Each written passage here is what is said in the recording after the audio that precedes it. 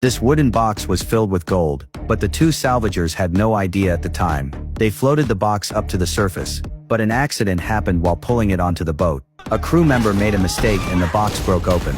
Only then did they realize that the box was full of gold bars. The woman immediately jumped into the sea to collect the bars sinking to the bottom. Her father opened another box at random and found that every box was packed with gold, but none of them felt happy at all. It turned out the family made a living from seafood diving.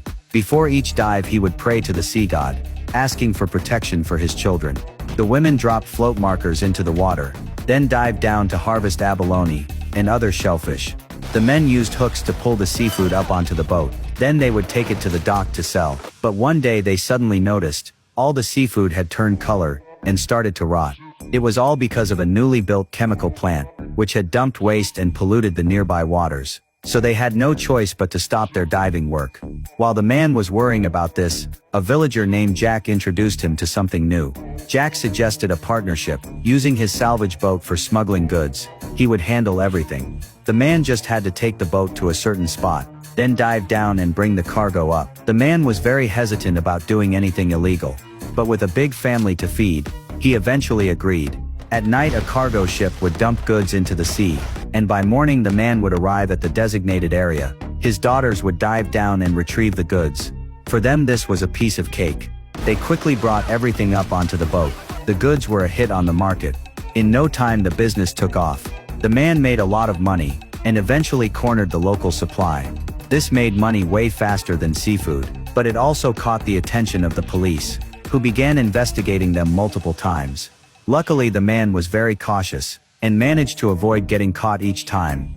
But he knew this couldn't go on forever. One day Jack brought him a new truck, and proposed a new deal. But the man turned him down on the spot. Jack knew how stubborn he was, so he tried persuading his daughter instead. Ever since they started making money the sisters had changed. They experienced a lifestyle they'd never known before. So Jack barely had to convince them. Lisa, the older sister, agreed without asking her father. The man was furious about it, but since she was his own daughter, he reluctantly agreed to one last job. But the sisters, inexperienced as they were, never asked what kind of cargo they were dealing with this time. The next day they reached the target sea area, and that's when the opening scene happened. Everyone was stunned by the sheer amount of gold. Even one of those gold bars was enough to land them in prison. While they were still frozen in shock, they heard police sirens in the distance. The Coast Guard was speeding toward them. The man rushed to start the engine.